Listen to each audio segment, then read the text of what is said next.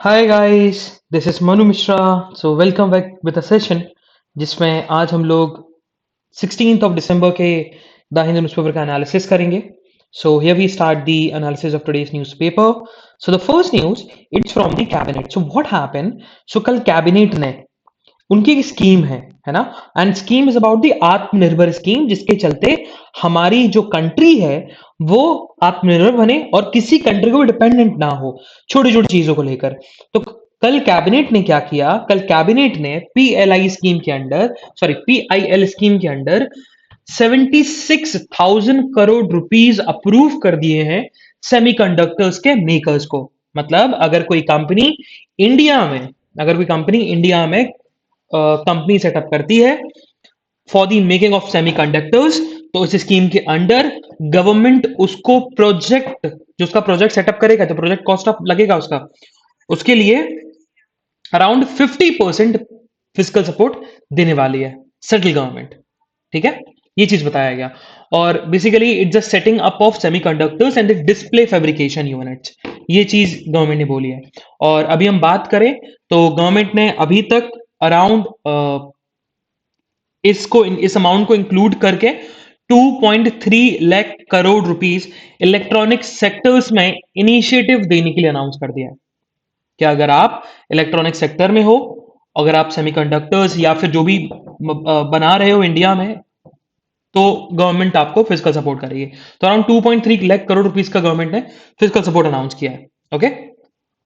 And जब लोगों ने पूछा कि भाई आप ऐसा क्यों कर रहे हो, तो गवर्नमेंट का कैबिनेट का यही कहना था कि हम इंडिया को ग्लोबल हब बनाना चाहते हैं for the electronic system design and manufacturing में।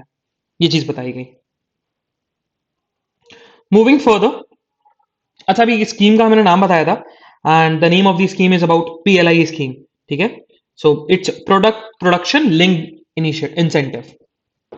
मूविंग फर्दर, सो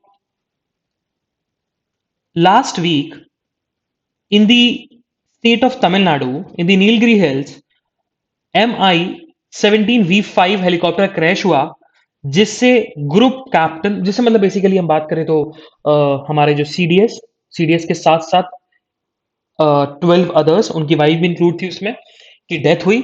और एक पर्सन थे, ग्रुप कैप्टन वरुण सिंह, उनकी कंडीशन क्रिटिकल थी। तो देखा जाए तो कल उनकी डेथ हो चुकी है ना, एंड ही पासेस अवे। तो बस यही बताया गया। जो लोन सर्वाइवर थे आईएफ चॉपर क्रैश में, उनकी भी डेथ हो चुकी है। मूविंग फर्दर, सो हैदराबाद बेस्ड एक कंपनी है, इंडिपेंडेंट सिक्योरिटी रिसर्च कंपनी है, उसने बोला कि जब भी हम वोटर लिस्ट की हम बात करते थे, अच्छा वोटर लिस्ट तो कभी आपने देखा होगा, ये वोटर लिस्ट क्या होती है, इसमें सब वोटर्स के नाम लिखे होते हैं। इस रीजन में भाई, इस रीजन में ये वोटर है, मनु मिश्रा वोटर है, फिर मनु मिश्रा के बाद झांसी में ये लोग वोटर्स हैं, भोपाल में ये लोग वोटर्स हैं। तो यही चीज बताई गई। पहले क्या होता था कि कोई भी वोटर लिस्ट निकालता था, किसी ने निकाल ली किसी कॉन्स्टिट्यूंसी की, तो उसमें फोन नंबर्स भी लिखे होते थे सामने। जैसे मनु मिश्रा वोटर लिस्ट निकालना चाहता है, तो मनु मिश्रा वोटर लिस्ट निकाल तो लेगा, लेकिन मनु मिश्रा का नंबर तो उसे मिलेगा, क्योंकि मनु मिश्रा की आईडी लग रही है उसमें, तो मनु मिश्रा का नंबर तो मिल जाएगा, क्योंकि जब मनु मिश्रा निकाल रहे हैं तो। बट जो और वोटर लिस्ट के जो नाम होंगे, मेंशन होंगे, उनका भी फोन नंबर मिल जाएगा। तो ये देखा जाए तो ये प्राइवेसी का ब्रीच है, राइट टू प्राइवेसी का ब्रीच है, क्योंकि आप कॉन्टेक्ट डिटेल्स जो हैं वो पब्लिक में आ रहे हैं, और उसका मिसयूज होता है जब इलेक्शंस आते हैं। लोगों के फोन में मैसेजेस आ जाते हैं कि भैया आप बीजेपी को वोट देना, आप कांग्रेस को वोट देना, या समाजवादी पार्टी को वोट देना, या बसपा को वोट देना। तो ये आता कहां से है? तो ये तो देखा जाए तो it's a breach of right to privacy, that is a fundamental right, जो कि ऑलरेडी 2018 में कंक्लूजन निकल चुका है इस चीज का। तो उसी चीज को लेकर जो सिक्योरिटी रिसर्च कंपनी है, उसने बोला है कि हमने एक तोड़ ढूंढ लिया है, हमने एक सिस्टम ढूंढ लिया है, जिससे जो वोटर्स पोर्टल पर जो फ्लॉ है वो फिक्स्ड हो सकता है। मतलब जो कॉन्टैक्ट डिटेल्स लीक हो जाते थे, अब वो लीक नहीं होंगे। हमारे पास एक ऐसा सिस्टम आ चुका है। मूविंग फर्दर, सो हमें सिटी की न्यूज नहीं पढ़नी है, हम लोग सिटी की न्यूज को स्किप करेंगे। So we move to the editorial, we move to the state page. So what happened, कल कर्नाटका कैबिनेट की मीटिंग थी, एंड उस मीटिंग में meeting basically it's about the कि एंटी कन्वर्जन बिल को कैसे प्रेजेंट किया जाए कर्नाटका की लेजिस्लेटिव असेंबली में, और क्या उसमें कुछ चेंजेस करने की जरूरत तो नहीं है या नहीं है। वहीं अपोजिशन की बात करें तो अपोजिशन का कहना यही है कि हम कुछ भी हो जाए ये बिल पास नहीं होने देंगे। हाँ, मेजॉरिटी ना हो बट विल विल ट्राई कि बिल पास ना हो कर्नाटका की लेजिस्लेटिव असेंबली से, क्योंकि उनका कहना है, क्योंकि कुछ ऐसे प्रोविजंस हैं इस बिल के अंदर जो बहुत गलत हैं, जैसे कि आपको 2 मंथ का प्रायर नोटिस देना पड़ेगा अगर आपको कन्वर्ट होना हो, अगर आपको कन्वर्ट होना है किसी और दूसरे रिलीजन में, टू दी डेप्यूटी कमिश्नर। और उसके साथ साथ और भी जो सोर्सेज के थ्रू पता लगा उसमें यह दे रखा है कि डेप्यूटी कमिश्नर के पास पावर है कि वो सुमोटो एक्शन ले सकती है किसी के भी अगेंस्ट अगर जहां पर मास कन्वर्जन हो रहा हो। उसके साथ साथ पनिशमेंट भी जो है, पनिशमेंट ये बताया गया कि अगर कोई person by inducement by coercion किसी दूसरे पर्सन का कन्वर्जन कराता है, रिलीजन कन्वर्ट करवाता है, तो 3 से 10 साल की उसको पनिशमेंट दी जाएगी। Moving further, we move to the again next state page. So what happened? So this news is from Kerala. So what happened? Kerala में एक यूनिवर्सिटी है, कुनूर यूनिवर्सिटी। तो ये पूरा हमें पहले समझना पड़ेगा कि हुआ कि इंसिडेंट था क्या। और कुनूर यूनिवर्सिटी के जो चांसलर होते हैं वो कौन थे? वो बेसिकली स्टेट का गवर्नर है ना, जो स्टेट के गवर्नर है बेसिकली आरिफ मोहम्मद खान, वो चांसलर है। लेकिन वाइस चांसलर तो अपॉइंट होता है, और वाइस चांसलर की कुनूर यूनिवर्सिटी में जो डेट एज है कि भाई इतने ही एज तक आप वाइस चांसलर बन सकते हो, वो एज फिक्स्ड है। लेकिन जो ऑलरेडी एग्जिस्टिंग वाइस चांसलर थे उनकी रिटायरमेंट एज निकल चुकी थी, उसके बाद भी उनका टेन्योर कंटिन्यू रहा as a vice chancellor of Kannur university, जिसके चलते opposition opposition which means Congress and BJP, क्योंकि केरला में सीपीआईएम की पार्टी है, मतलब कम्युनिस्ट पार्टी ऑफ इंडिया, आपके communist party of India, M stands for Marxist, not Maoist, Marxist. तो उनकी गवर्नमेंट रन कर रही है, तो कांग्रेस और बीजेपी के जो लेजिस्लेटर्स हैं जो कि अपोजिशन में हैं, उन्हें प्रोटेस्ट किया और उन्होंने एजुकेशन मिनिस्टर, केरला के एजुकेशन मिनिस्टर से रेजिग्नेशन मांगा। अब ये बात को हवा और लग गई जब कर्नाटका के गवर्नर आरिफ मोहम्मद खान ने बोला कि यूनिवर्सिटीज में एजुकेशन में पॉलिटिक्स हो रही है, क्योंकि वाइस चांसलर का टेन्योर एक्सटेंड किया जा रहा है इवन दो उसकी रिटायरमेंट की एज निकल गई। तो उसके बाद और ज्यादा लोगों ने प्रोटेस्ट करना स्टार्ट कर दिया, और ये इशू जब केरला हाईकोर्ट पहुंचा तो केरला हाईकोर्ट में पिटीशन फाइल की गई इस चीज को लेकर कि जो गवर्नमेंट ने ऑर्डर निकाला है कि ऑलरेडी एग्जिस्टिंग वाइस चांसलर का टेन्योर और एक्सटेंड होगा, इवन उसका रिटायरमेंट एज निकल चुकी है, तो उस ऑर्डर को आप डिसफंक्ट कर दो, मतलब उस ऑर्डर को आप निल बोल दो, वॉइड बता दो। लेकिन कल केरला हाईकोर्ट ने वो पिटीशन को रिजेक्ट कर दिया, on the face of it reject कर दिया उस चीज को, जिससे केरला गवर्नमेंट को रिलीफ मिली है। ये चीज बताया जा रहा है इसमें। मूविंग फर्दर, तो सुप्रीम कोर्ट ने कल फटकार लगा दी दोनों स्टेट्स की, तमिलनाडु और केरला की। उनका सिंपल सा कहना है, उनका कहना है कि आप मुल्ला पेरियार के डैम को लेकर और मुल्ला पेरियार से रिलेटेड इश्यूज को लेकर आप हमेशा सुप्रीम कोर्ट नहीं आ सकते। अब ये इश्यू हुआ क्या था कि केरला गवर्नमेंट ने एप्लीकेशन लिखी टू द सुप्रीम कोर्ट और बोला कि तमिलनाडु गवर्नमेंट ने लेट नाइट में वाटर रिलीज कर दिया, जिससे हजारों लोगों की जान जो है जोखिम में जा सकती है। अब इस पे कोर्ट गुस्सा हो गई। कोर्ट का यही कहना है कि भाई आप हमारे पास अप्रोच क्यों कर रहे हो, हमने ऑलरेडी सुपरवाइजरी कमेटी कॉन्स्टिट्यूट कर दी, सुपरवाइजरी कमेटी से पूछिए। और सुपरवाइजरी कमेटी में आपका रिप्रेजेंटेटिव भी है, केरला का, केरला स्टेट का रिप्रेजेंटेटिव भी है, वो क्या कर रहा है वहां पर? फिर कमेटी बनाने का मेन पर्पस क्या था जब आपको हमारे पास ही आना था? और आप हमारे पास हमेशा नहीं आ सकते ना, क्योंकि हमारे पास और भी चीजें हैं देखने के लिए, और भी अदर स्टेट्स हैं, और भी अदर इश्यूज हैं। तो डांट लगा दी दोनों स्टेट्स को, दोनों को बोला कि भाई देखा जाए तो डे टू डे मैनेजमेंट के लिए, जो डैम का डे टू डे मैनेजमेंट है उस चीज के लिए हमारे पास नहीं आ सकते। तो अब आराम से एमिकेबली इश्यूज को रिजॉल्व करिए दोनों स्टेट्स साथ में मिलकर। ये चीज बेसिकली सुप्रीम कोर्ट ने बोली है। Moving further, so we move to the editorial page. तो एडिटोरियल में आज हमारे पास 3 एडिटोरियल इंपॉर्टेंट है। ये बहुत ही इंटरेस्टिंग सा एडिटोरियल है, a false conflation between duties and rights. The next one is about the mix signals, इसको भी अपन डिस्कस करेंगे। एंड द थर्ड वन जिसका अपन ओवरव्यू लेने वाले हैं, that is about the speaker who stifle debate, इसको अपन पढ़ने वाले हैं। तो ये बेसिकली हाउस एंड स्पीकर के पावर को बता रहा है, और बता रहा है कि भाई स्पीकर की पावर कितनी है और हाउस की पावर कितनी है, रूल ऑफ प्रोसीजर में क्या दिया हुआ है, और स्पीकर को थोड़ा सा बेसिकली उन्होंने, ओम बिरला को थोड़ा सा उन्होंने क्रिटिसाइज किया। इसको अपन पढ़ेंगे।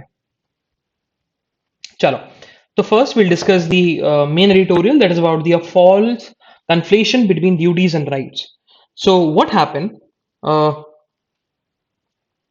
ऑथर ने सबसे पहले यहां लिखना स्टार्ट किया। उनका सिंपल सा क्वेश्चन, उन्होंने जो एडिटोरियल स्टार्ट किया है, उन्होंने सिंपल से क्वेश्चन से किया है कि क्या हम राइट्स को ड्यूटीज से कनेक्ट करके चल सकते हैं क्या? अच्छा, ये क्वेश्चन उनका है। अब उस चीज का आंसर तो वो ऑलरेडी आगे डिस्कस करेंगे, बट फिर उन्होंने बताया कि अभी हम बात करें तो कॉन्स्टिट्यूशन डे पर, कॉन्स्टिट्यूशन डे मतलब 26 नवंबर को यूनियन कैबिनेट के दो मिनिस्टर, एक तो लॉ मिनिस्टर किरण रिजिजू और दूसरे कल्चरल मिनिस्टर जी किशन रेड्डी, उन दोनों का कहना था कि भैया ड्यूटीज को राइट से कनेक्ट कर देना चाहिए। किरण रिजिजू का कहना था कि सिटीजन्स को अगर इस कंट्री को बहुत ऊपर देखना है या बहुत उसको डेवलप्ड देखना है, एक वर्ल्ड में टॉप पोजीशन पे देखना है, तो सिटीजन्स को फंडामेंटल ड्यूटीज फुलफिल करनी पड़ेंगी। जो उनकी ड्यूटीज है वो ड्यूटीज उन्हें करनी पड़ेंगे। वहीं जी किशन रेड्डी एक एक्सट्रीम पॉइंट पे पहुंच गए और उनका कहना यह था कि fundamental rights should be come with some obligation, मतलब पहले अगर आप ड्यूटीज करो तब जाके आपको फंडामेंटल राइट्स मिलेंगे, ये जी किशन रेड्डी ने बोला। लेकिन इस चीज को ऑथर ने बोला कि देखो ये चीज हम कर नहीं सकते, मतलब आप किसी पर्सन को ऐसा बोल नहीं सकते कि भैया हम आपको राइट्स तब देंगे जब आपने अगर वो ड्यूटी फुलफिल करी हो। ये चीज नहीं हो सकती। हाँ, it's a basically civilisation discussion, but it can not be done because it will break the constitutional mandate, जिस बेसिस पर हमारे कॉन्स्टिट्यूशन मेकर्स ने कॉन्स्टिट्यूशन बनाया। ये चीज ऑथर ने बताई। अब ऑथर ने फिर आगे बताया, ऑथर ने फिर आगे लिखा कि देखो हाँ, ऑब्लिगेशन हम लगा सकते हैं, और ऐसा नहीं ऑब्लिगेशन नहीं लगता। अगर आप किसी को फंडामेंटल राइट देते हो तो ड्यूटीज, अगर आप किसी को राइट्स दे रहे हो तो ऑब्लिगेशन भी होती है, ड्यूटीज भी लगती है। लेकिन ड्यूटीज उस पार्टी की नहीं होती, दूसरे पार्टी की होती है। जो जिसको राइट्स मिल रहे हैं उसकी ड्यूटी नहीं होती, बल्कि जो राइट्स दे रहा है उसकी ड्यूटी होती है। जैसे कि फंडामेंटल राइट्स की हम बात करें तो फंडामेंटल राइट्स में क्या है? राइट टू इक्वलिटी है। उसमें क्या बोला गया कि no person is above law. तो इसका मतलब है कि जो स्टेट है, मतलब स्टेट का ऑब्लिगेशन है, स्टेट की ड्यूटी है कि वो सबको इक्वली ट्रीट करे, किसी के साथ डिस्क्रिमिनेट ना करे, है ना? तो लेकिन यहां पर राइट किसको मिल रहा है? सिटीजन को। लेकिन ऑब्लिगेशन, ड्यूटी किसकी है? स्टेट की।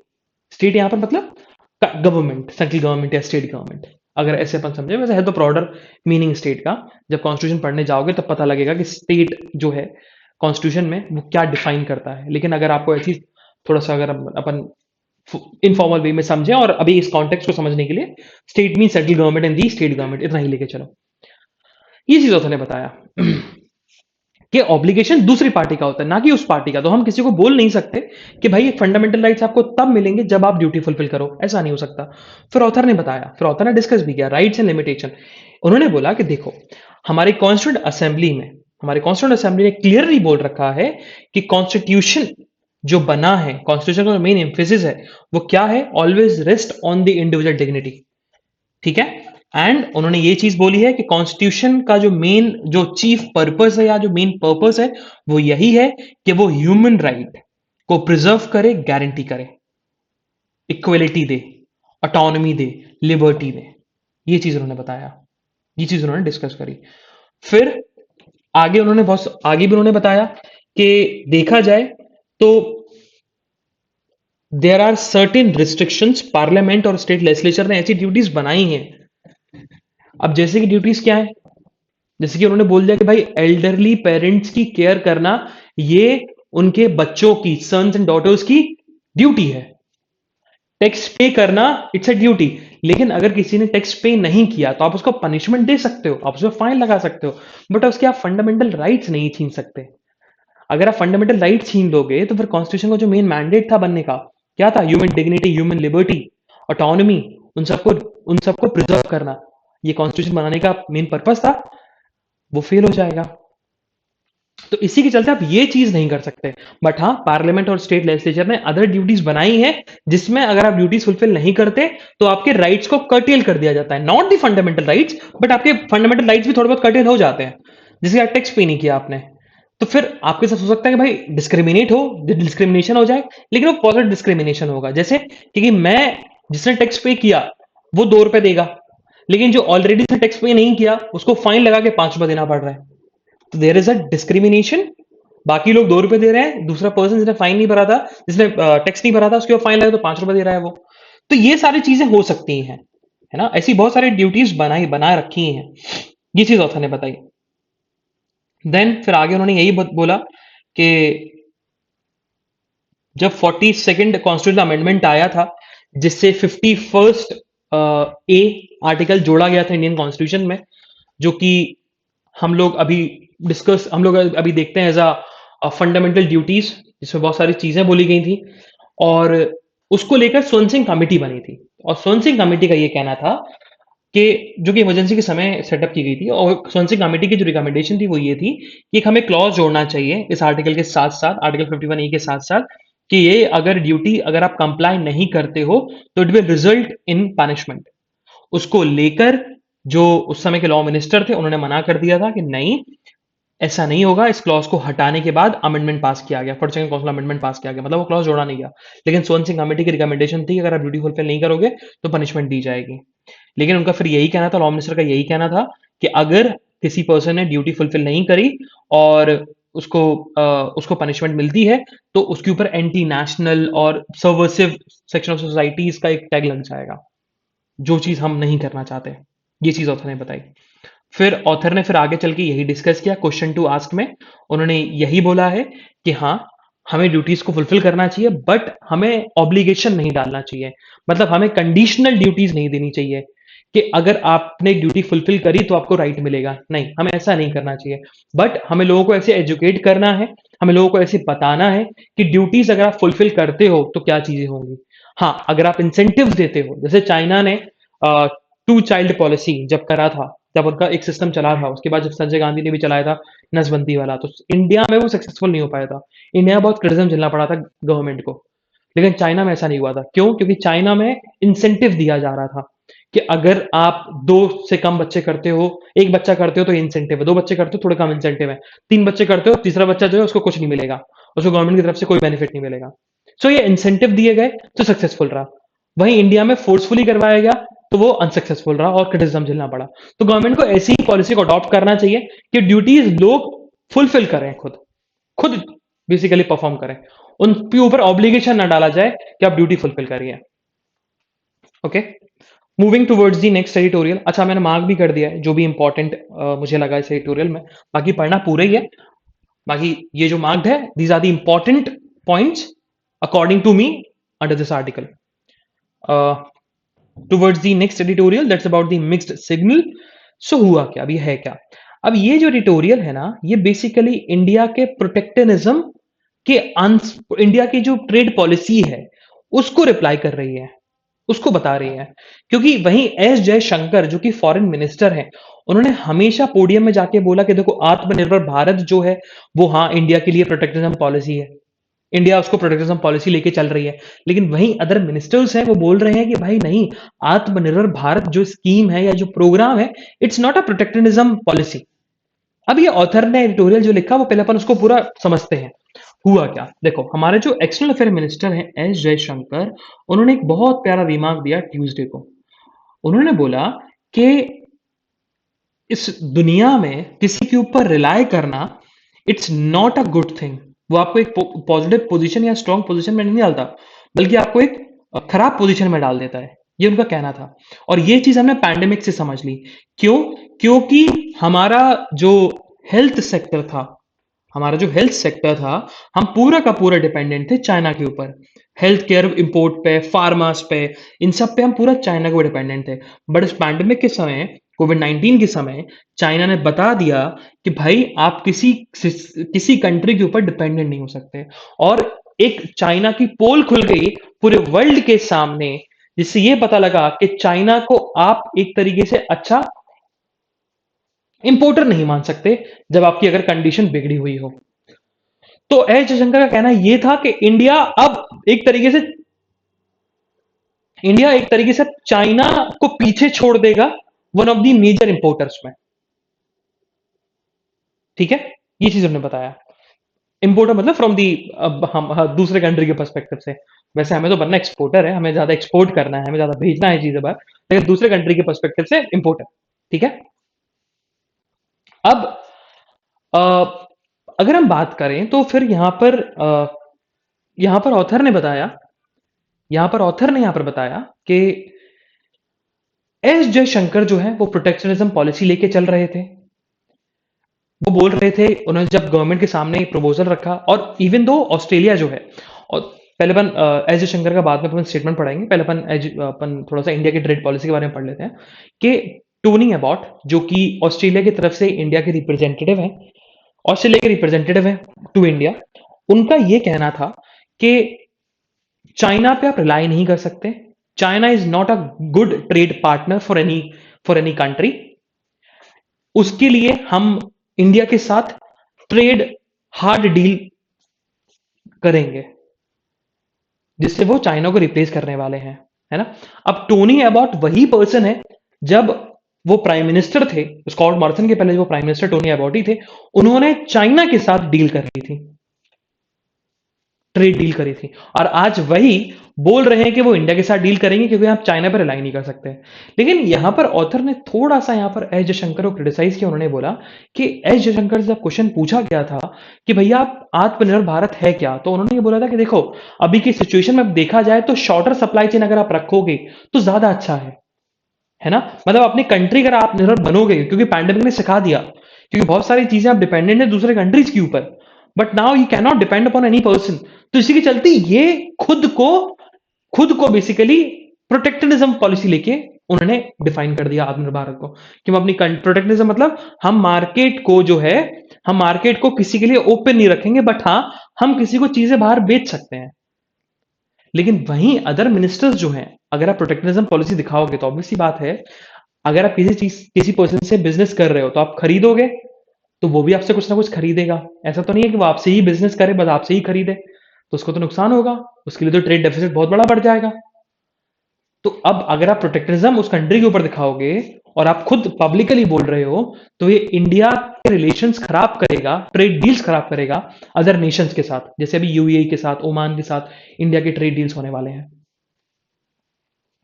उसी चीज को लेकर ऑथर ने बोला कि बाकी अदर कैबिनेट मिनिस्टर्स बोल रहे हैं कि this not a protectionism policy, but it's basically about the कि इंडिया को और ज्यादा सेल्फ सफिशिएंट बनाना है, सेल्फ रिलायंस बनाना है, नॉट द प्रोटेक्शनिज्म पॉलिसी।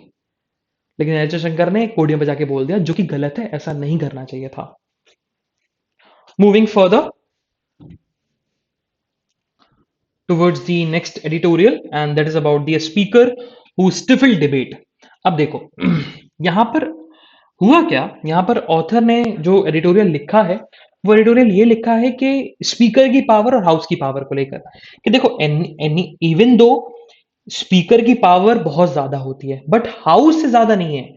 क्योंकि हुआ क्या, जब नरेंद्र सिंह तोमर जो कि एग्रीकल्चर मिनिस्टर है प्रेजेंट में अभी, जब उन्होंने विंटर सेशन के पहले दिन ही एक बिल प्रेजेंट किया था, that is farm laws repeal bill 2021, जिसमें 3 फार्म लॉज को रिपील किया जा रहा था, उसमें उन्होंने डिबेट नहीं करने दी।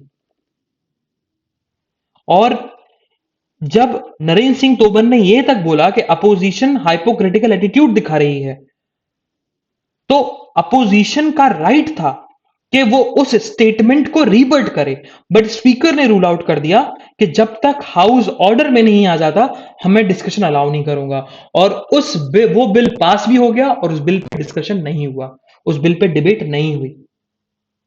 इस चीज को लेकर ऑथर ने यहां पर स्पीकर को क्रिटिसाइज किया। उन्होंने बोला कि हाँ, rules of procedure and the conductness of Lok Sabha में पावर मिल रखी है, स्पीकर को बहुत पावर मिल रखी है, बट ऐसा कोई पावर, ऐसा कोई राइट नहीं है स्पीकर के पास कि वो हाउस को डिबेट तब करने देगा जब हाउस प्रॉपर ऑर्डर में ना आ जाए। मतलब हाउस को आप रैंसम नहीं दे सकते, हाउस में जो लोग बैठे हैं उनको आप रैंसम नहीं दे सकते। रैंसम मतलब it's not only about money, आप उनको कंडीशन नहीं डाल सकते कि हम डिबेट नहीं करने दे रहे क्योंकि ये चीज होगी, आप कंडीशन नहीं डालोगे। ये आपका राइट नहीं है, ये कहीं से भी आपको राइट नहीं मिलता, है ना। और रूल्स ऑफ प्रोसीजर्स में से लिखा हुआ है, ड्राफ्टेड है, कि आप फ्री डिबेट कराओगे, उस फ्री डिबेट को आप बेसिकली बंद नहीं कर सकते। ये चीज ऑथर ने डिस्कस करी। फिर ऑथर ने यही पूरा बताया स्पीकर्स की पावर के बारे में, कि हाँ इसकी स्पीकर्स की पावर्स होती ज्यादा है, बट स्पीकर जो है वो बेसिकली डिबेट्स को नहीं रोक सकता, डिबेट्स करानी चाहिए, और विंटर सेशन में डिबेट्स नहीं हो रही हैं।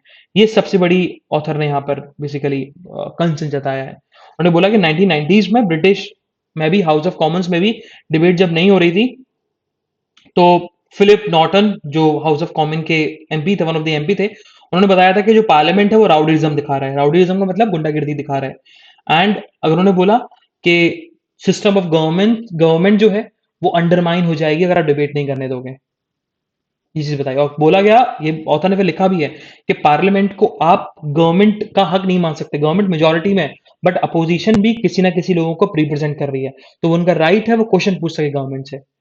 तो हाउस में स्पीकर ना गवर्नमेंट का होता है, ना हाउस गवर्नमेंट का है, ना लोकसभा गवर्नमेंट की है, कोई भी चीज गवर्नमेंट की नहीं है जब पार्लियामेंट की बात आती है। It's for the people. और पीपल मतलब चाहे आप अपोजिशन में हो चाहे आप गवर्नमेंट में हो, कोई फर्क नहीं पड़ता। मूविंग फर्दर, पढ़ना बहुत इंटरेस्टिंग सा है, मजा आएगा आपको इसमें। मूविंग फर्दर, सो नित्यानंद राय, जो कि बेसिकली कल राज्यसभा में होम अफेयर्स मिनिस्ट्री को रिप्रेजेंट कर रहे थे, क्योंकि because he is the minister of state of home affairs. तो जब उनसे क्वेश्चन पूछा गया कि आप हमें ये बताओ, आर्टिकल 370 हटा, आर्टिकल 353, आर्टिकल 35 कैपिटल ए हटा, जिससे जम्मू एंड कश्मीर में जो राइट्स मिल रखे थे वहां के लोगों को, वो अब नहीं रहे। तो क्या आपका जो सपना था कि बाहर के लोग भी, मतलब बाहर के लोग मतलब कि other than Jammu and Kashmir के रेसिडेंट्स, परमानेंट रेसिडेंट्स, उनके अलावा भी लोग खरीद सकते हैं जमीन, कितने लोगों ने जमीन खरीदी? तो उन्होंने रिप्लाई में बताया कि आउटसाइडर्स जो हैं, जो कि जम्मू एंड कश्मीर से बिलोंग नहीं करते, उन्होंने कम से कम 7 प्लॉट्स लिए हैं जम्मू एंड कश्मीर में, इन दी, और all the plots are in the Jammu region, not in the Kashmir region, but Jammu region में खरीदे हैं। ये चीज बताया गया।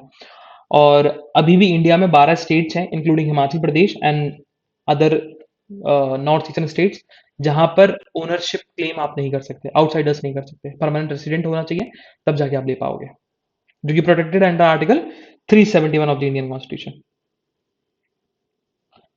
मूविंग फर्दर, सो कैबिनेट ने अप्रूवल दे दी है इलेक्ट्रोल रिफॉर्म्स बिल को लेकर। अब इलेक्ट्रोल रिफॉर्म्स बिल है क्या? अब पहली बात तो, इस बिल का जो पहला प्रोविजन यही है कि वोटर आईडी को आधार कार्ड से लिंक किया जाएगा, पहला।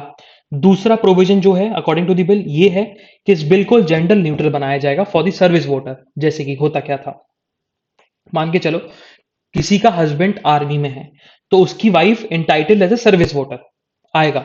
लेकिन अगर किसी की वाइफ आर्मी में है, तो उसके हस्बैंड को नॉर्मल सिटीजन माना जाएगा, सर्विस वोटर नहीं माना जाएगा। तो उसी के चलते जो आपका रिप्रेजेंटेटिव ऑफ पीपल्स एक्ट है, उसमें जो वाइफ लिखा गया उसको रिप्लेस किया जाएगा स्पाउस से। ठीक है, तो जेंडर न्यूट्रल बना रहे हैं। और एक और प्रोविजन है बिल का, मेन प्रोविजन वो ये है कि अब साल में 4 बार पर्सन अपना नाम इनरोल करा सकता है वोटर लिस्ट में। पहले क्या होता था, एक साल में एक ही बार होता था, अब 4 बार, 4 डेज पे किया जा सकता है। Moving further, so nod to extend irrigation scheme for 5 years. So प्रधानमंत्री कृषि सिंचाई योजना, उसके अकॉर्डिंग बेसिकली जो कि इरिगेशन प्रोजेक्ट्स थे बहुत सारे, उसमें बताया गया कि इस योजना के under around 46% of the projects complete हुआ है। बाकी 54 जो अभी भी प्रोजेक्ट बचे हुए हैं वो भी इनकम्प्लीट है, पूरी तरह से कंप्लीट नहीं हुआ, ये ऑथर ने बताया। मूविंग फर्दर, सो हमारे जो प्रेसिडेंट है रामनाथ कोविंद, कल बांग्लादेश के काउंटर पार्ट से मिले वो, इन ढाका, कैपिटल ऑफ बांग्लादेश, अब्दुल हामिद। और उनका जो मेन यही था कि इंडिया और बांग्लादेश के रिलेशन कैसे अच्छे हों। उन्होंने बताया कि 1971 में जब इंडिया पाकिस्तान वॉर हुआ था, बांग्लादेश लिबरेशन वॉर उसको बोलते भी हैं, जिससे बहुत सारे टेम्पल्स जो हैं उनको डिस्ट्रॉय कर दिया गया था बाई द पाकिस्तानी आर्मीज। उसमें से एक टेम्पल था कौन सा, काली मंदिर, जो कि बहुत प्रोमिनेंस रखता था in the before independence or after independence also for the Hindu religion, for the goddess, जो दुर्गा पूजा की उसके लिए पर्पस के लिए। सो उसको रेनोवेट किया जाएगा एंड 17 दिसंबर को, मतलब कल, prime minister Ramnath Ramnath Kovind inaugurate कर देंगे उस मंदिर को, जिससे इंडिया के बेसिकली रिलेशंस अच्छे हो जाएंगे बांग्लादेश के साथ। क्योंकि अभी बहुत ज़्यादा बांग्लादेश में ऐसे केसेस देखने को मिले जहाँ पर हिंदू टेम्पल्स को डिस्ट्रॉय किया जा रहा था बाय दी आपका बांग्लादेशी मुस्लिम्स, ठीक है, एक्सट्रीमिस्ट जिसको हम बोल सकते हैं। सो उन सब टेम्पल्स को भी रेनोवेट किया जाएगा अभी। ये दोनों की तरफ से रिप्लाई आया है, उन दोनों ने बोला है। सो दुर्गा पूजा, जिसको दुर्गा पूजो भी बोलते हैं, वेस्ट बंगाल में जाकर दुर्गा पूजो बोलेंगे। सो उसको UNESCO's representative list of intangible cultural heritage of humanity के अंदर रिकॉग्नाइज किया गया, ठीक है, रिकॉग्निशन मिला है किसको, दुर्गा पूजा को। मूविंग फर्दर, सो हमने पढ़ा था यूएवी के बारे में, अनमैन्ड एरियल व्हीकल, जिसको हम ड्रोन्स बोलते हैं इनफॉर्मल लैंग्वेज में। एंड एक is a type of UAV that is indigenous medium altitude long endurance, जिसको इसका अगर बनेगा शॉर्ट फॉर्म बनेगा तो मेल बनेगा, है ना। तो उसमें बताया गया, डीआरडीओ ने बताया कि उसने एक माइलस्टोन अचीव कर लिया। कैसे? क्योंकि उसने 25,000 फीट पर 10 घंटे तक एंड्योरेंस दिखाया है। बस 10 घंटे तक वो ड्रोन काम किया 25,000 फीट पर। तो ये एक माइलस्टोन है एक यूएवी के लिए, ठीक है, जो कि इंडिजिनियसली बिल्ड है। मूविंग फर्दर, अच्छा ये दोनों न्यूज जो है ना वो आपको पढ़ना है, बिकॉज हमने ऑलरेडी बहुत डिस्कस किया है इस चीज को लेकर, ओबीसी कोटा को लेकर एंड कास्ट सेंसस को लेकर। तो आपको खुद पढ़ने की जरूरत है, खुद पढ़ेंगे आप ये, ठीक है, ये खुद पढ़िए। कुछ कुछ चीजें आप खुद पढ़ने की जरूरत है, ऐसा नहीं है कि हर चीज आपको समझाई जाए। So read it on your own.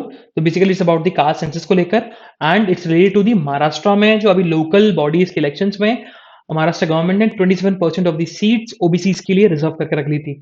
उसके बाद फिर जो आपका सुप्रीम कोर्ट था, सुप्रीम कोर्ट ने उस चीज पर उन सीट्स पर अभी इलेक्शंस कंडक्ट नहीं करने का ऑर्डर पास किया था, उसी से रिलेटेड है। Moving further on the world news, so WHO की तरफ से रिप्लाई आया है। डब्ल्यूएचओ का कहना है कि ओमिक्रॉन वेरिएंट जो है इट्स लेस इफेक्टिव, है ना, sorry sorry it's not less effective. WHO world health organization का कहना है कि जो vaccines are less effective on the Omicron variant. ये डेटा कलेक्ट हुआ है, जिनके ऊपर ट्राई किया गया ना, डेटा कलेक्ट किया गया और एक एविडेंस से, प्रिलिमिनरी एविडेंस से पता लगा है कि ओमिक्रॉन वेरिएंट पर जेप्स का कम असर पड़ता है, उनका असर कम है।